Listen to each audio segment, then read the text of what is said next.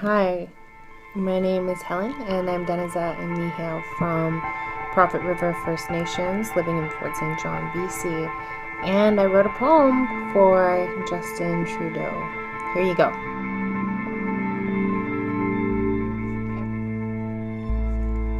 Hey Justin, there's some words that I've been meaning to get off my chest. I've even traveled twice to Parliament steps. I've heard some of your MPs say that this new relationship is based off of give and take, and we can't have everything that we're asking for. We have 500 years of giving behind us. But hold up, let me check, are you good? Or can I get you anything more?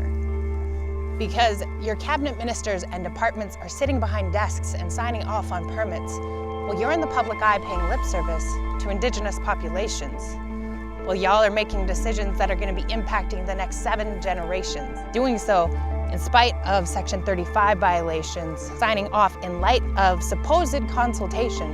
And now you are the head of the paternalistic patriarchal structures that be, the ones that change their names over time from Indian affairs to Indigenous affairs, as if a name change would change the fact that y'all are still operating on the bones of the Indian Act, trying to govern how your Indians act.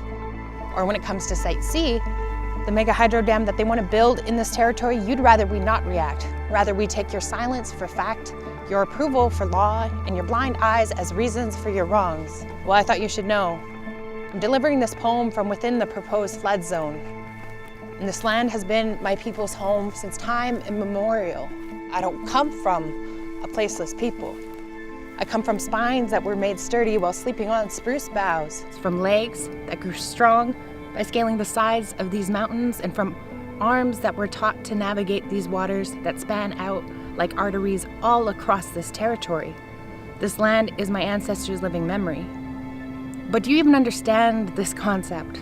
I think that you like to pretend to, especially when you're donning headdresses and sporting Indigenous-inspired tattoos. But when we say places have no monetary value, we actually mean it. Take our no's for what they are. Because we can't just head south when everything heads south. We are the ones who have to stay behind and clean up your mess. Our children, the ones who are gonna have to suffer from your regrets. So if you want real change, you can't give half measures and only kind of oppress, only kind of continue to violate treaties, only kind of continue to colonize. So please, don't promise anything if you're not even willing to try. As for me and mine, we're gonna continue to fight. We're gonna continue to rise up like sage smoke carrying valley and prairie prayers, just like we have done for the past 500 years. Because in case you haven't noticed, in spite of everything, we are still here.